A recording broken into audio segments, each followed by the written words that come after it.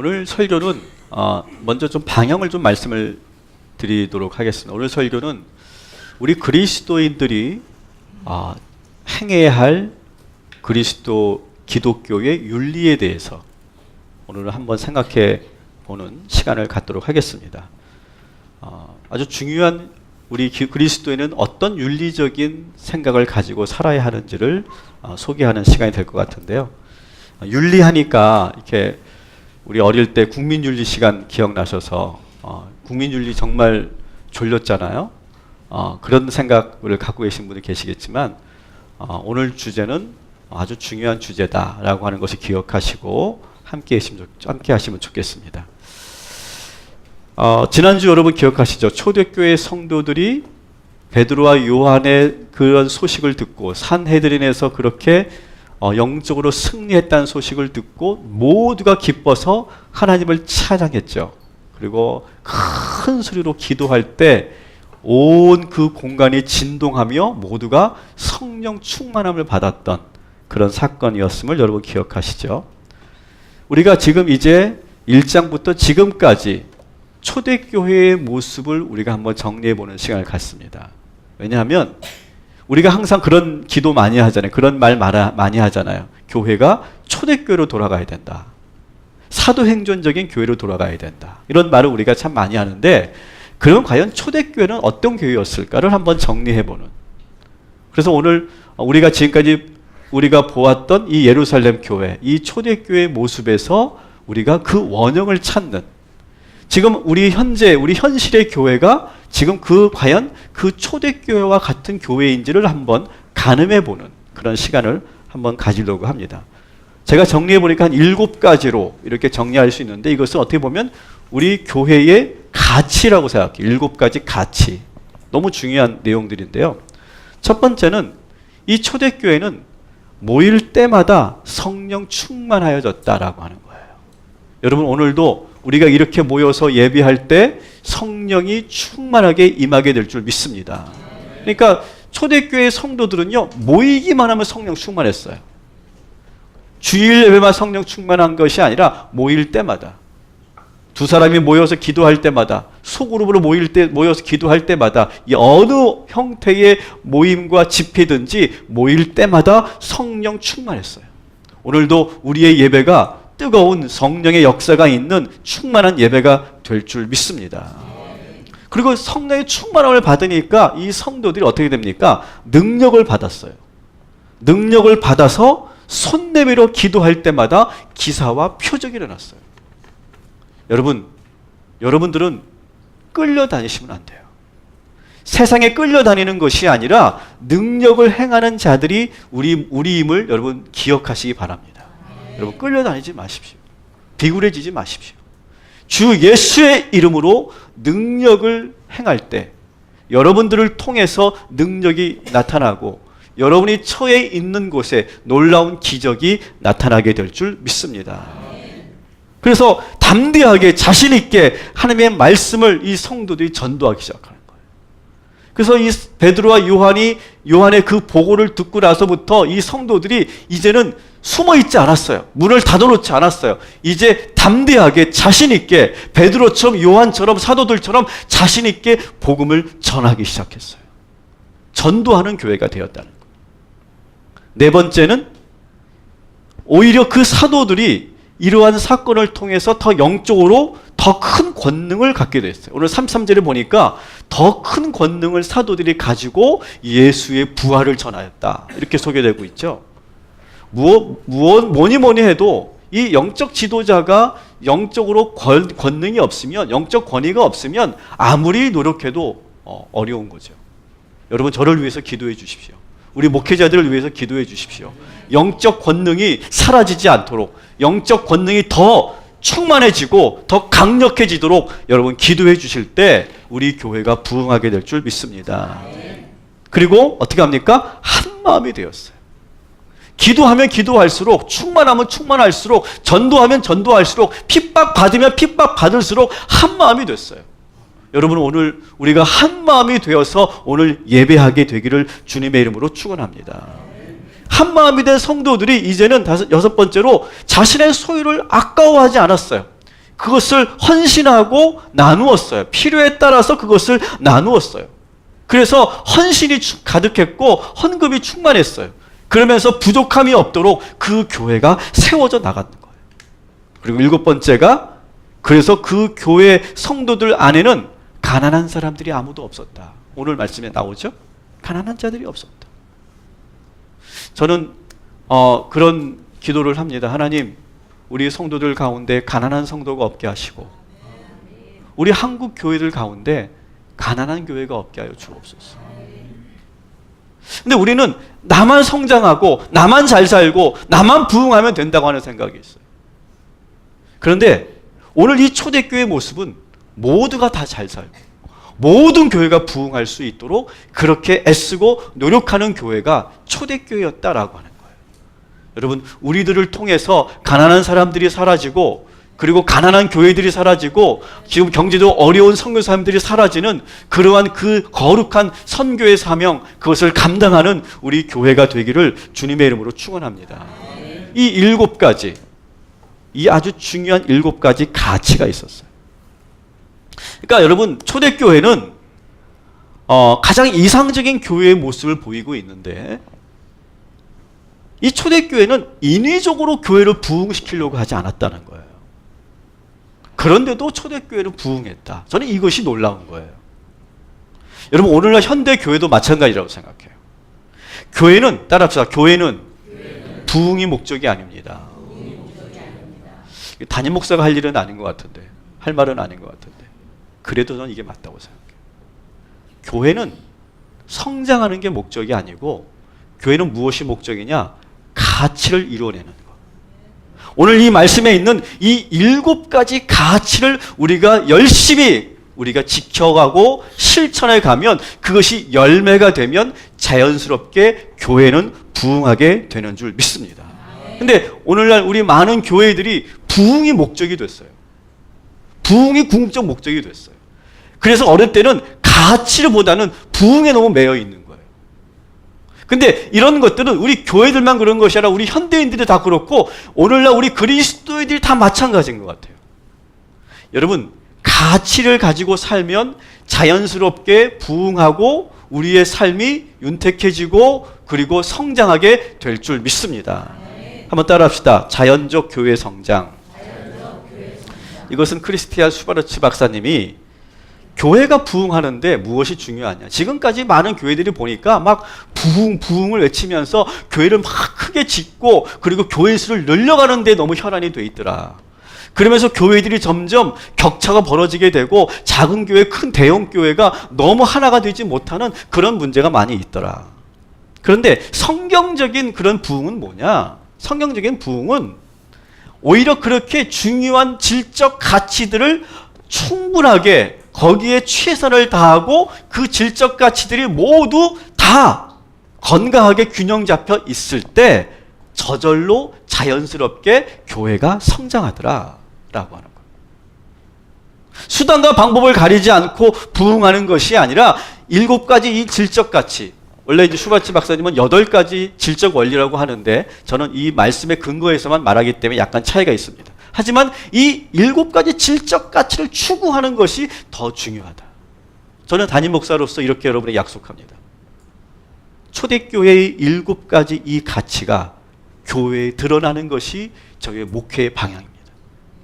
교회를 부흥시키는 것이 저의 목적이 아니라 이 7가지 성경적 질적 가치를 지키는 것이 우리 교회의 방향이라고 하는 것을 여러분 기억하시고 어느 한쪽으로 치우치지 않고 균형 잡힌 교회가 되도록 여러분 기도해 주시기 바랍니다. 우리 동탄 꿈의 교회가 바로 이런 초대교회가 될 수 있도록 여러분 기도해 주시고 여러분 마음속에 7가지 이 가치를 여러분 마음속에 두시고 우리가 그렇게 노력하고 행할 때 하나님께서 우리 교회를 그렇게 성숙하게 만들어 주시고 그러면서 자연스럽게 부흥시켜 주실 줄 믿습니다. 여러분 우리들의 인생도 마찬가지예요. 따라합시다. 수단이 목적을 지배하지 않도록 해라. 우리가 살면서 많은 유혹이 있습니다. 그래서 수단이 목적을 지배해요. 수단이 가치를 지배해요. 가치 그따위 뭐가 중요해. 지금 일단 내가 수단과 방법을 가리지 않고 내가 성공하고 많은 돈을 버는 것이 더 중요하지. 이렇게 세상 사람들은 그런 생각을 가지고 있어요. 그러나 우리 그리스도인들의 윤리관은 뭐냐? 수단에 지배당하지 않는 것. 그리고 우리의 가치를 놓치지 않는 것. 그 가치를 지키면서 그리스도인으로서의 명예를 빼앗기지 않는 것. 유혹에 흔들리지 않는 것. 그렇게 살 때 하나님께서 축복하여 주신다. 그것을 믿고 살아가는 사람들이 우리 그리스도인 줄 믿습니다. 여러분, 이러한 그리스도인의 그 윤리를 여러분 지켜나가는 한 주간 되시기를 주님의 이름으로 간절히 축원합니다. 맞아요. 수단과 방법을 가리지 않고 살면 더 잘 살 수 있고 성공할 수 있고 앞서 나갈 수 있어요. 그러나 우리는 그렇게 사는 게 아니에요. 너희들은 수단에 따라 살아라. 우리는 가치를 지키며 산다. 가치를 지키며 살지만 하나님께서 우리를 더 복되게 하실 것이고 하나님께서 우리를 더 부흥시켜 주실 것이고 우리를 더욱더 승리케 하실 것이다. 좀 더디지만 보이지 않지만 그것을 확고하게 믿고 살아가는 그리스도인들, 저와 여러분이 되기를 주님의 이름으로 축원합니다. 이것이 우리 그리스도의 윤리 첫 번째. 두 번째, 우리 34절 35절을 한번 같이 읽도록 하겠습니다. 시작. 밭과 집 있는 자는 팔아 그 판 것의 값을 가져다가 사도들의 발 앞에 두매 그들이 각 사람의 필요를 따라 나누어 줍니다. 아멘. 초대교회는 아까 우리 7가지 그런 가치에 대해서도 말씀드렸지만 참 많은 모범적인 사례들이 많이 있어요. 그래서 지금 우리 교회가 지금 제대로 가고 있나? 그거를 우리가 보려면 항상 이 초대교회를 보는 게 중요해요. 그래서 항상 가늠하면서 지금 우리가 뭐가 부족하구나. 어디로 잘못 가고 있구나. 그걸 항상 우리가 보기 위해서 이 성경적 교회를 우리가 보는 게 상당히 중요하죠. 근데 초대교회는 많은 모범적 사례를 보여주고 있는데 그 좋은 전통 하나가 뭐냐면 헌금 생활에 대한 중요한 원칙이 여기 있어요. 또 헌금 얘기하신다. 이렇게 생각하지 마세요. 절대 그런 얘기, 헌금 많이 하라는 얘기 할까 안 할 거니 걱정하지 마세요. 헌금 정신이 아주 중요한 원리를 여기에 말하고 있는데 첫 번째는 의뢰받은 성도들이 자발적으로 헌금하더라는 거예요. 저는 여러분들에게 억지로 헌금하라고 강요할 마음이 없어요. 여러분들이 은혜 받으면 여러분 마음속에 성령께서 감동을 주시면 그러면은 우리가 자발적으로 헌금했는데도 그것이 차고 넘쳐서 12강주리가 남게 될 줄 믿습니다. 이것이 교회죠. 여러분 제가 디비전 센터를 이렇게 세워가는데 혹시 제가 전화하신 분 있어요? 집사님 1,000만 원 필요해요. 제게 전화하신 적 분 있어요? 없어요. 저는 믿거든요. 하나님께서 하시는 것이고 우리 성도들 마음속에 감동이 있는 분들이 하실 것이다. 근데 정말 그렇게 하셨어요. 그리고 헌금을 안 하셨어도 여러분 마음속에 항상 기도하는 마음이 있었고 그 기도가 모여서 오늘의 이 역사적인 순간이 있게 된 줄 믿습니다. 저는 그게 교회라고 생각해요. 그리고 초대교회 헌금은 대부분 뭐 하는 일에 쓰여졌느냐? 구제하는 일에, 선교하는 일에 쓰여졌어요. 그리고 세 번째는 아주 독특한 전통인데요. 이 모든 구제와 분배를 어떻게 했습니까? 모두 사도들에게 맡겼어요. 이게 아주 중요한 핵심이에요. 오늘 말씀을 보면 그들은 헌금을 어떻게 합니까? 헌금을 사도들의 발 앞에 두었다 이렇게 표현되어 있어요. 발 앞에 두었다. 그러니까 이렇게 헌금을 손에서 손으로 이렇게 쥐어진 게 아니라 드린 게 아니라 발 앞에 두었어요. 이것은 뭐냐? 지금부터 이 헌금은 내 것이 아닙니다. 모든 걸 다 일임하겠습니다. 교회가 쓰시도록 그렇게 사도들이 잘 그것을 운영하도록 나는 믿고 신뢰합니다. 그러니까 사도들에 대한 그런 신뢰가 강하니까 이런 행동이 나올 수 있었던 거죠. 오늘 한국 교회가 그러한 신뢰가 깨져버렸죠. 저는 우리 동탄 꿈의 교회가 이렇게 새롭게 첫 단추를 깨어가는 우리 교회인데 먼저 목회자로서 담임 목사로서 여러분들에게 그런 신뢰가 깨지지 않도록 저도 많이 노력할 겁니다. 그래서 그런 신뢰가 깨지지 않아야 이 교회는 차고 넘치고 부흥하고 더 많은 구제와 선교를 할 수 있는 거예요. 우리 교회가 그렇게 될 수 있도록 여러분 기도해 주시기 바랍니다. 그래서 하나님께 드린 거예요. 이거는 내게 아니에요. 하나님께 드린 것이고 이 교회가 이 헌금을 잘 운영하는 것을 나는 믿습니다. 그런 것이죠. 근데 이런 경우가 있어요. 여러분, 제가 이 말씀을 드릴 때 제가 고민을 했는데 오해하지 말고 들으세요. 잘 들어보면 다 여러분이 설득되고 이해될 내용을 제가 말씀드릴 거예요. 이런 분들이 계세요. 교회에 직접 헌금하지 않고 자신의 소득 일부를 선한 일에 쓰는 분들 계세요. 뭐 선교 헌금을 직접 한다든지 뭐 선교 단체에 보낸다든지 어떤 미자립 교회나 어떤 선교사님에게 그렇게 후원을 한다든지 그런 분들이 계세요. 교회 하지 않고 본인들이 직접 그것을 잘 분배하는 분들이 계세요. 참 좋은 일입니다. 수입의 상당한 부분을 그렇게 선한 사업에 쓰는 것은 너무너무 좋은 일이에요. 이것은 분명히 하나님께서 기뻐하시고 후원받는 교회나 선교사들이 큰 힘이 될 것은 분명해요. 그런데 오늘 이 초대교회 성도들은 지금 우리들보다 좀 더 높은 수준의 헌금 정신을 가지고 있었다는 것을 우리가 여기서 알 수 있어요. 그들은 이미 내 손에 떠난 이 헌물은 내 소유가 아니라고 믿었어요. 그리고 모든 것을 전적으로 교회와 사도들에게 맡기는 거예요. 이것은 어떤 효과가 있느냐? 이렇게 되면 내가 헌금한 것이 누구에게 가는지 어떻게 쓰여지는지 알 수가 없어요. 내가 드린 헌금이 누구에게 어떻게 가는지 그것을 궁금해하지도 않아요. 다시 말하면 내가 선한 일을 하는 것이 아니라 따라합시다. 하나님이 하시고 교회가 하는 것입니다. 그래서 그들은 철저하게 자신의 이름이 드러나지 않도록 그렇게 되기를 바라는 거예요. 이것이 초대교회의 헌금 정신이라는 거예요. 여러분, 우리가 국민윤리 시간에 한 철학 학파를 여러분 들어본 적이 있을 거예요. 에피쿠로스 학파인데요. 이 에피쿠로스 학파는 윤리학에서 우리가 배우는 그런 주제입니다. 이 에피쿠로스 학파는 어떤 사람이 쾌락주의 윤리관을 갖고 있다 이렇게 말해요. 쾌락주의. 그래서 제가 고등학교 때 이해가 안 되는 거예요. 막 그렇게 막 쾌락, 뭐 술 마시고 막 놀고 막 그렇게 하는데 그게 무슨 윤리야? 그렇게 제가 그 엉뚱하게 생각을 했던 적이 있어요. 근데 그게 아니라 여기서 말하는 쾌락주의는 윤리적 쾌락을 탐닉하는 걸 말하는 게 아니에요. 진정한 쾌락이 무엇이냐? 이 에피쿠로스가 말하는 것은 진정한 쾌락은 육체적 쾌락이 아니라 고통과 불안이 없는 평온함의 상태에 도달하는 것. 이것이 진정한 인간의 쾌락이다. 그런데 우리가 행동하는 도덕적 행동이 바로 우리들에게 그런 정신적 쾌락을 준다. 그래서 도덕적 행동이 우리들에게 즐거움을 주고 기쁨을 주고 보람을 준다.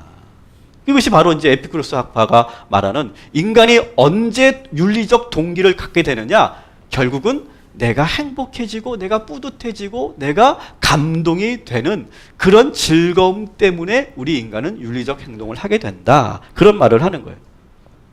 자, 그래서 사람들은 자원봉사도 하고 많은 NGO 단체에 회원이 되어서 활동도 하고 기부금도 내고 후원도 하는 거예요. 왜냐하면 내 마음에 뭐가 있어요? 기쁨이 있잖아요. 그래서 야, 내가 지금 이렇게 좋은 일을 했어. 오늘 너무 보람 있고 너무 뿌듯했어. 야, 내가 후원한 것으로 아프리카의 어린이가 배불리 먹을 수 있었지. 정말 좋은 일이야. 내가 지은 이 집이 정말 어느 가정에게는 정말 행복한 그러한 시작을 할 수 있는 그러한 시점이 되겠지.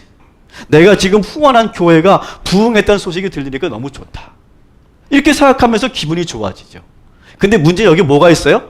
내가가 있다는 거예요. 내가 이렇게 행동하니까 참 좋구나. 내가 이렇게 윤리적으로 내가 행동하니까 선한 일을 하니까 참 뿌듯하구나. 보람이 있구나.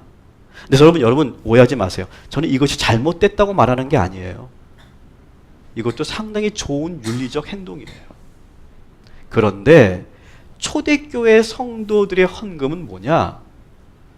내가 그렇게 헌금해서 내가 그렇게 누군가를 도와주어서 참 기쁘다. 내가 이렇게 좋은 일을 하고 있지. 참 나는 보람이 있다. 뿌듯하다. 그러한 감정조차도 갖지 않겠다. 이것이 바로 초대교회 윤리가 아니라는 거예요. 내가 헌금하면서 구제하면서 느낄 수 있는 도덕적 기쁨도 난 누리지 않겠다. 이게 바로 초대교회 성도들의 그런 윤리의식이었다는 거예요. 여러분, 예수님께서 기독교 윤리를 설명하실 때 우리가 잘 알고 있는 말씀이죠. 마태복음 6장 3절 4절 같이 읽겠습니다. 시작. 너는 구제할 때 오른손이 하는 것을 왼손이 모르게 하여 내 구제함을 은밀하게 하라. 은밀한 중에 보시는 너의 아버지께서 갚으시리라. 아멘. 그냥 우리가 은밀히 해라, 조용히 해라, 단지 그런 의미가 아니에요. 오른손이 좋은 일을 해요. 왼손이 보고 있겠죠. 야, 잘하네, 좋네 하면서 왼손이 뿌듯해하지 말게 하라는 거예요. 왼손도 모르게 은밀하게 하라는 것은 뭐냐? 내가 그렇게 좋은 일을 하면서 내가 이렇게 막 좋다, 행복하다, 보람이 있다, 그걸 자꾸 내가 느끼는 윤리, 우리는 그 위에 넘어서야 된다는 거예요. 내가 좋아서 기뻐서 선한 일을 하는 것이 아니라, 따라합시다, 하나님이 기뻐하셔야 한다. 내가 좋아하는 게 아니라 하나님이 기뻐하는 그런 삶을 살아야 된다. 이것이 그리스도인의 윤리예요. 그러니까 상당히 어떤 그런 세상적인 철학적인 윤리관보다는 우리 기독교의 윤리가 상당히 높은 수준의 윤리라는 것을 여러분 알게 될 거예요. 초대교회 헌금 정신은 단순히 헌금하고 헌금을 많이 했다, 적게 했다, 뭐 어떻게 썼다, 그런 것을 말하는 것이 아니라 아주 수준 높은 기독교의 윤리의식을 그대로 보여주고 있는 거예요. 여러분, 오직 하나님만 영광 받으시고 교회를 통해서 내가 드러나지 않는 그런 선행을 하는 이 초대교회의 이 윤리의식을 본받게 되기를 주님의 이름으로 축원합니다.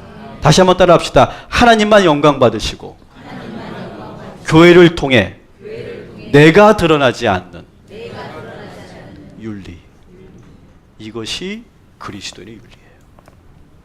이것이 두 번째 우리 그리스도인들이 지켜야 될 윤리의식이다라고 하는 거예요. 자, 이렇게 교회가 참 좋은 분위기로 가고 있죠. 초대교회는 정말 이 분위기가 일단 좋았어요. 막 뭐 이렇게 부흥되는 거, 뭐 뜨거운 거, 그것뿐만 아니라 교회가 딱 오면 분위기가 너무 좋은 거예요. 여러분, 우리 교회도 이렇게 오면 분위기가 좋은 줄 믿습니다. 좋죠? 제가 강요하는 거지만 우리 교회는 분위기가 좋은 줄 믿으시기 바랍니다. 그런 거 있잖아요. 내가 왔는데 분위기가 왜 이래? 그런 교회 있잖아요. 근데 우리 교회는 딱 오면 일단은 분위기가 너무 좋아. 근데 왜, 어떻게 하면 이런 분위기를 만들 수 있을까요? 처음 분위기를 주도하는 사람이 되게 중요해요. 그러니까 처음 분위기를 주도하는 사람, 여기 이제 우리 개척 멤버들이라고 소위 함께 시작했던 20명의 멤버들이 계시는데, 저는 우리 개척 멤버들이 상당히 중요한 역할을 하고 있다고 생각해요. 여러분들이 아주 긍정적인 영향을 끼쳐주셔야 돼요. 그리고 지금까지 그렇게 잘 해왔어요.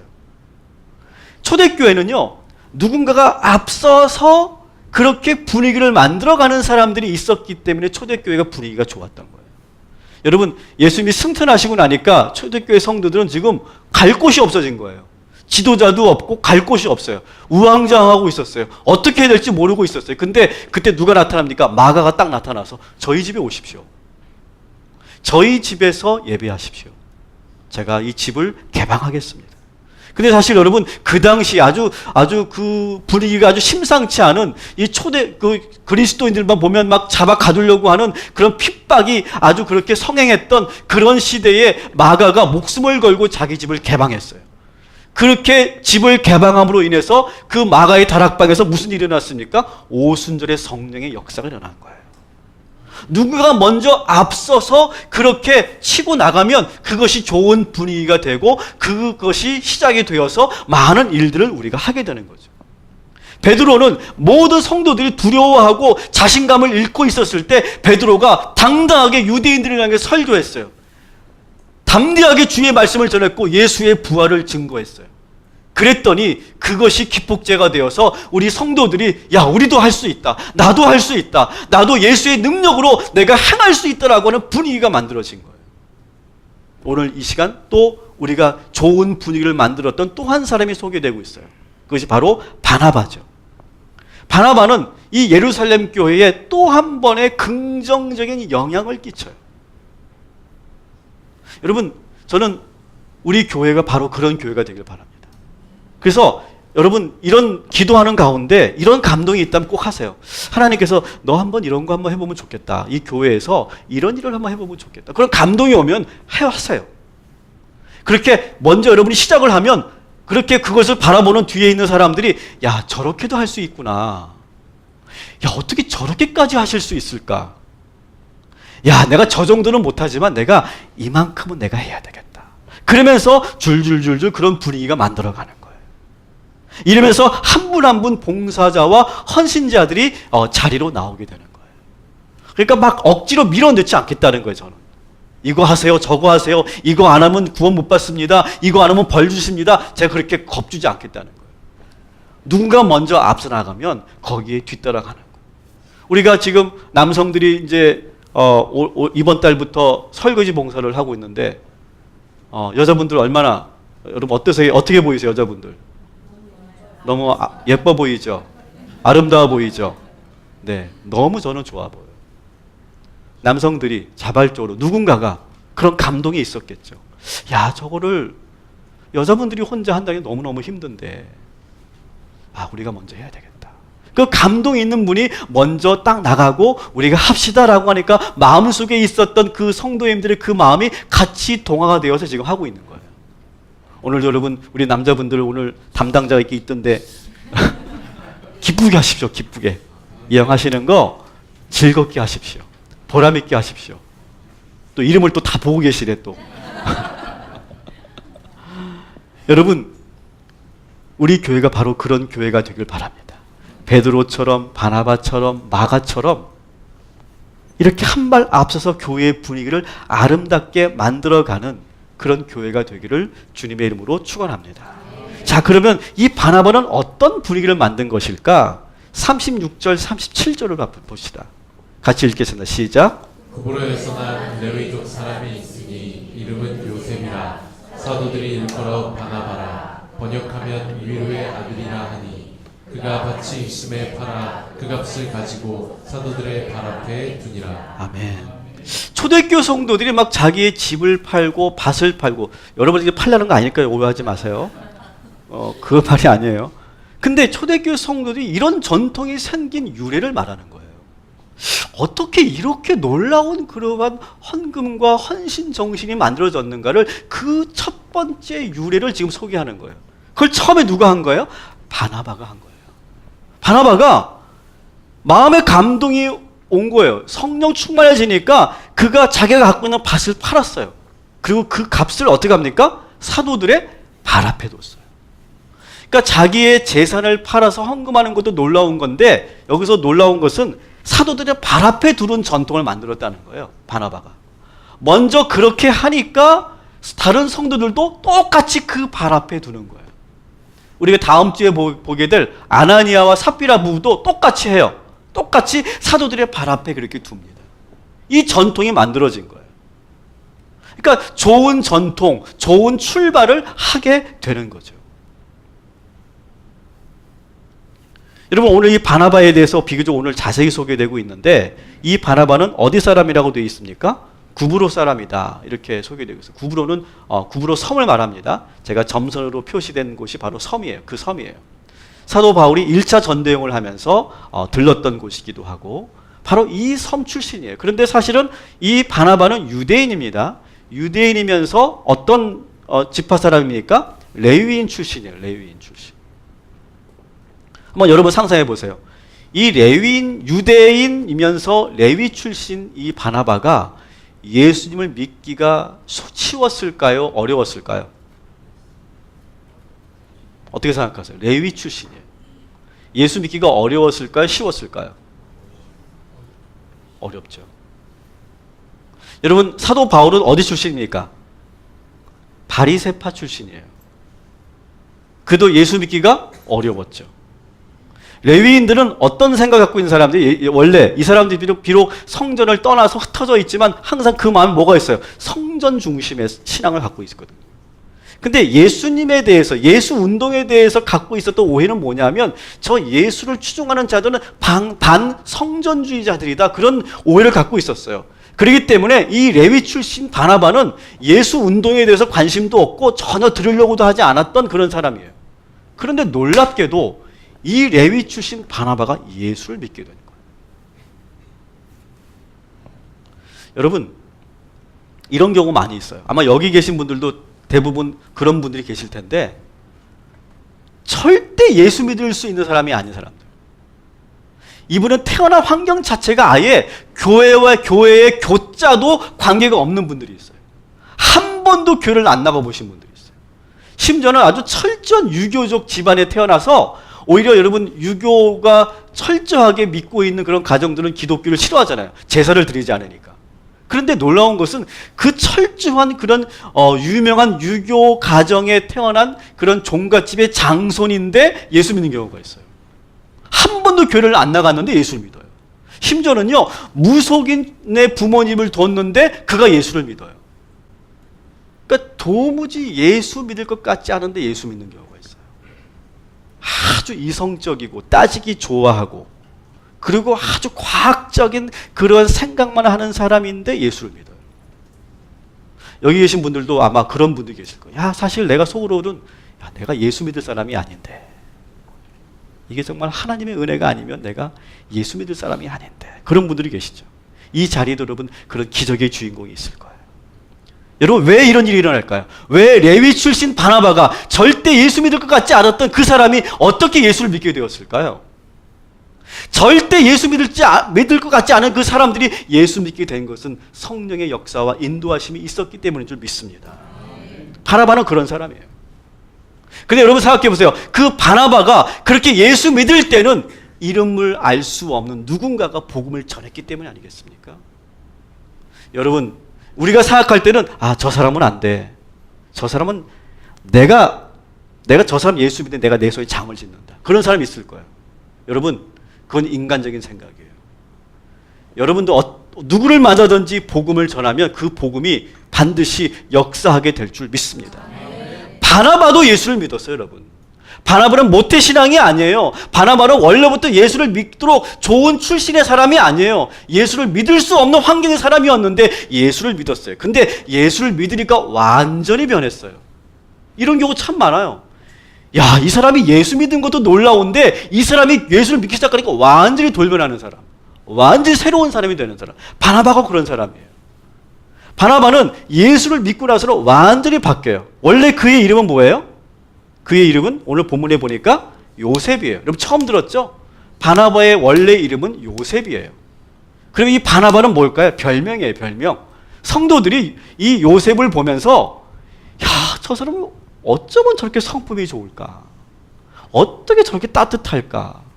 너무너무 성품이 좋은 사람이었어요. 그래서 그 사람을 뭐라고 불렀어요? 바나바. 바나바의 뜻은 뭐예요? 위로의 아들이라는 뜻이에요. 그러니까 사도들과 성도들은 이 바나바를 이렇게 너무너무 좋게 봤어요. 너무너무 좋았어요. 성품의 감동을 받았어요. 이름 그대로 주변 사람들과 성도들에게 늘 위로의 말을 전하고 힘들어하는 사람을 잘 붙잡아주고 교회에 처음 나온 새가족들을 잘 붙잡아줬어요. 우리가 이제 뒤에 보겠지만 사도 바울이 새가족이었을 때 처음 예수 믿고 처음 교회를 갔는데 아무도 사도 바울에 대해서 관심을 갖지 않을 때 바나바가 딱 나타나서 그를 잘 세워주죠. 그래서 사도 바울이 바나바 때문에 그렇게 놀라운 위대한 일을 할 수 있었던 거거든요. 한번 사도행전 11장 24절의 말씀을 한번 우리 보겠습니다. 시작. 바나바는 착한 사람이요 성령과 믿음이 충만한 사람이라 이에 큰 무리가 주께 더하여 지더라. 아멘. 바나바는 착한 사람이었어요. 성령과 믿음이 충만해서 사람들이 막 그에게 달려가는 사람. 사람들이 그 사람 때문에 더해지는 사람. 우리 교회도 훌륭한 바나바들이 있습니다. 우리 교회는 지금 1:1 양육을 하고 있는데 그 훌륭한 바나바들이 있어요. 그래서 우리 교회에 오시면 꼭 여러분 1:1로 한번 양육을 받아보세요. 아주 여기 성경에 나오는 바나바처럼 그렇게 훈련된 아주 훌륭한 그런 바나바들이 참 많이 있는데 여러분 그분들과 8주간만 지내보세요. 8주만. 그러면 마음이 높고 마음이 열리고 여기가 내 교회라고 여러분 확신하게 될 것이고 그리고 그 따뜻한 성품에 내 마음이 녹아들어서 여러분 행복하게 우리 교회에서 신앙생활 하게 될 줄 믿습니다. 그래서 이 바나바가 이렇게 성품이 좋은 이 바나바가 먼저 자신의 밭을 팔아서 사도들의 발 앞에 그 헌금을 탁 드리니까 그것이 자연스럽게 전통이 되고 유래가 된 거예요. 그래서 저는 우리 교회가 우리 이거 합시다, 저거 합시다, 막 강요하고, 강제하고, 강조하고, 명령하는 것이 아니라 이렇게 성품 좋은 사람들이 먼저 자기의 역할에서 자기가 감동이 있는 것에서 먼저 행하고, 야, 나도 저 권사님처럼 내가 하고 싶다. 나 저 권사님 너무너무 좋아하는데 저 권사님이 하는 그 일을 내가 같이 해야 되겠다. 야, 정말 어떻게 저렇게 권사님들이 저렇게 할 수 있을까? 저 집사님은 어떤 마음으로 저렇게 할 수 있을까? 나도 거기에 동참해야 되겠다. 나도 능력이 없지만, 재능이 없지만 나도 그 뒤에 따라서 내가 같이 하고 싶다. 그러면서 우리 교회의 전통이 만들어지고 그렇게 첫 단추를 잘 꿰어져가는 그런 초대교회와 같은 우리 동탄 꿈의 교회가 되기를 주님의 이름으로 축원합니다. 말씀을 마칩니다. 여러분, 한 주간 이렇게 바나바처럼 한번 살아보십시오. 위로의 사람이 되어보십시오. 사람들에게 감동을 주는 사람이 되어보십시오. 감동을 주어서 이끄는 지도자가 되십시오. 카리스마적인 그런 지도자가 아니라 감동을 주어서 이끌어내는 지도자. 그리고 분위기를 만드는 사람들. 좋은 분위기, 긍정적인 분위기를 만들어내는 사람들. 그래서 모든 일에 다 분위기가 정말 따뜻하고 훈훈하고 사랑에 넘치는 그런 분위기를 만드는 사람들. 어느 부분에서든지 여러분 첫사람이 한번 되어보십시오. 이것을 다 시작함으로 인해서 그것이 역사가 되고 전통이 되게 만드는 사람들. 여러분, 이제 우리가 11월 26일을 저희는 우리 동탄 꿈의 교회 창립 1주년 예배로 이렇게 드리려고 이렇게 기도하고 준비하고 있습니다. 여러분, 이 1주년은 상당히 저에게는 또 여러분들의 의미가 있는, 저는 시간이라고 생각해요. 지금 사실은요, 여러분, 우리는 지금 계속 우리 동탄 꿈의 교회 역사를 쓰고 있는 거예요. 여러분들이 지금 역사를 쓰고 있고, 여러분들은 우리 동탄 꿈의 교회 원년의 사람들이에요. 원년의 사람들. 그래서 앞으로 30년 후에, 50년 후에 우리 교회의 처음 이야기를 여러분에게 묻는다면 여러분은 생생하게 그것을 전달해야 되는 사람들이에요. 근데 처음 분위기, 첫 단추를 잘 깨는 게 너무너무 중요한데, 여러분들이 솔선수범해서 바나바처럼 그렇게 좋은 그런 전통을 만들고 유래를 만들고 우리 교회의 좋은 스토리를 만들고 감동적이고 은혜가 넘치는 이야기를 만들어낼 수 있는 그러한 저와 여러분이 되기를 주님의 이름으로 축원합니다. 그래서 정말 우리 교회의 그 1주년의 역사를 딱 듣기만 하면 뒤에 있는 10년 후에 50년 후에 있는 성도들이, 야, 우리 동탄 꿈의 교회가 그렇게 시작됐어? 야, 어떻게 그렇게 감동적인 이야기가 시작부터 흘러나갔을까?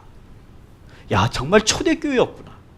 그렇게 우리 후손들이 그렇게 듣고 기뻐하고 그리고 감동받고 은혜받는 그러한 역사를 써내려가는 우리 모두가 되기를 주님의 이름으로 축원합니다.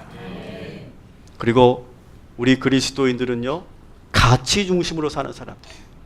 수단을 위해 살아가는 사람들이 아니라 가치 중심으로 살아가는 것이고, 내가 드러나는 것이 아니라 나의 기쁨을 위해 하는 것이 아니라 하나님의 영광을 위해서 우리는 윤리적으로 살아야 되는 그런 그리스도인이라는 사실을 여러분 기억하시고, 여러분 한 주간도 그렇게 베드로처럼 바나바처럼 마가처럼 그렇게 열심히 쓰임받는 저와 여러분이 되기를 주님의 이름으로 축원합니다.